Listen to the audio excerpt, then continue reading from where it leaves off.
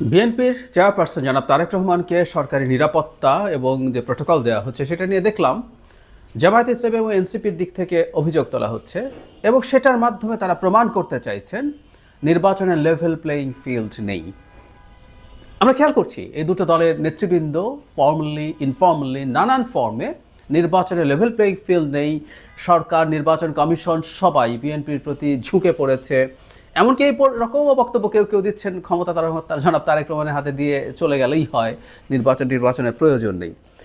আমরা একটা জিনিস খেয়াল করি, যে অভিযোগটা তোলা হচ্ছে জনাব তারেক রহমানের এই নিরাপত্তার প্রশ্নে বলছি, মানে তারা এমন একটা অভিযোগ এমন একটা দলের বিরুদ্ধে এমন একটা ব্যক্তির বিরুদ্ধে করছেন যেটা আদতে তার জন্য ভীষণ ক্ষতিকর হয়ে উঠেছে।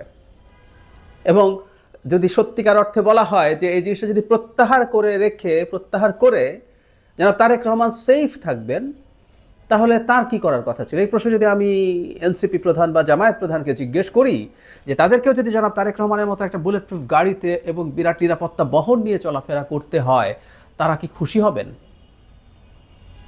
উত্তর হচ্ছে না।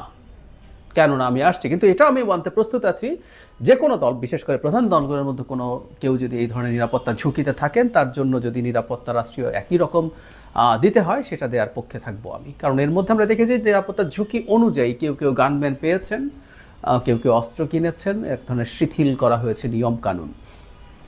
মানে এমন একটা বিষয় নিয়ে বিএনপিকে আক্রমণ করার চেষ্টা করা হচ্ছে যেন বিএনপি এটা পেয়ে খুব খুশি এবং বিএনপি এটা খুব চেয়েছে। একটা নির্বাচন হচ্ছে, এই নির্বাচনে জনাব তারেক রহমান অত্যন্ত ক্রিটিক্যাল ভূমিকা, অত্যন্ত গুরুত্বপূর্ণ ভূমিকা পালন করতে পারেন। উনি পারছেন, কিন্তু আরও বেশি পারতেন। ওনার এই নিরাপত্তা ব্যবস্থা কারণে সেটা অনেক ক্ষেত্রে সম্ভব হয়ে উঠবে না। এটা রাদার বিপক্ষের বা তার প্রতিদ্বন্দ্বী যেসব রাজনৈতিক দল আছে তাদের জন্য সুবিধা তৈরি করছে। আমরা 2008-এর নির্বাচনের কথা যদি মনে করি, সেটা আংশিক বা বেশ খানিকটা স্টেজড একটা ইলেকশন ছিল, ম্যানিপুলেটেড ইলেকশন ছিল, কিন্তু শেষ মুহূর্তে রাজি হয়ে বিএনপি, বেগম খালেদা জিয়া বিশেষ করে, যেভাবে সারা দেশ চষে বেরিয়েছেন, দিন নেই রাত নেই, তিনি বড় বড় সমাবেশ তো করেছেনই, রাস্তায় যাওয়ার সময় প্রচুর পথসভা করেছেন, থেমেছেন, মানুষের সাথে কথা বলেছেন, একটা সাধারণ গাড়িতে চড়ে। জনাব তারেক রহমানের এই ধরনের একটা কিছু করতে পারা উচিত ছিল, কারণ তিনি 17 বছর দেশের বাইরে ছিলেন, দেশের সাথে খুবই কানেক্টেড ছিলেন। এই যুগে কানেক্টেড থাকা কোনো মেজর প্রবলেম না, কিন্তু তিনি তো দেশে ছিলেন না। এই প্রথমবার এতদিন পরে এসে এই নতুন তারেক রহমানের কথা ছিল তিনি দেশের আনাচে কানাচে ঘুরে বেড়াবেন, উনি মানুষের কাছে যাবেন, মানুষের সাথে কথা বলবেন সরাসরি, যার মধ্যে কোনো এই নিরাপত্তা জড়িত কোনো ঝুঁকি থাকবে না, সমানে মিশে যাবেন। হাতে খুব অল্প কিছু দিন সময় আছে, এটা 20 দিনও না, 18 দিন 19 দিনের মতো। এই 18-19 দিন উনি সারা দেশ চষে ফেলার কথা ছিল, কিন্তু উনি পেরে উঠছেন না, শুধুমাত্র তার এই নিরাপত্তা ঝুঁকিজনিত যে প্রোটোকল এবং নিরাপত্তা ব্যবস্থা তার জন্য দেয়া হয়েছে সেটা।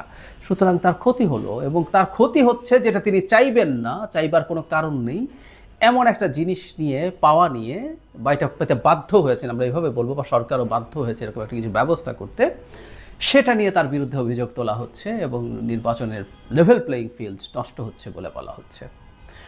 আবারও বলি, কারো প্রয়োজন থাকলে সেটা দেয়া হবে, কিন্তু এনসিপি এবং জামায়াতে ইসলামীর আরেকটু সেন্সিবল আচরণ করা দরকার, যে কোন জিনিসটা আদতে বিএনপিকে সুবিধা দিচ্ছে সেটা মনে করা, এবং সেটার কারণে লেভেল প্লেয়িং ফিল্ড নষ্ট হচ্ছে বলে আলাপ তোলা। আমি এইটুকু আবার বলে রাখি, জেনারেলি কোথাও যদি এই ধরনের ঝুঁকি তৈরি হয়, এই ধরনের পরিস্থিতি তৈরি হয়, সেটার বিরুদ্ধে আলাপ করা জরুরি, স্পেসিফিক তথ্য দেওয়ার মাধ্যমে।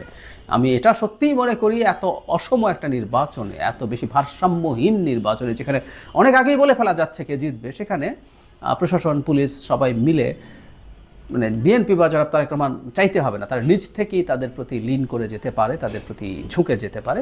সেটার ব্যাপারে এই দলগুলোর এবং জনগণের সতর্ক থাকা দরকার আছে। কিন্তু প্রোটোকল এবং নিরাপত্তা ব্যবস্থার মাধ্যমে হচ্ছে এই ধরনের উদ্ভট হাস্যকর কথা বলার মাধ্যমে তারা তাদের যৌক্তিক জ্ঞানকে বা তাদের যৌক্তিক সেন্সকেই আসলে নিজেরাই প্রশ্নবিদ্ধ করেন। এটুকু তাদের মাথায় রাখা দরকার।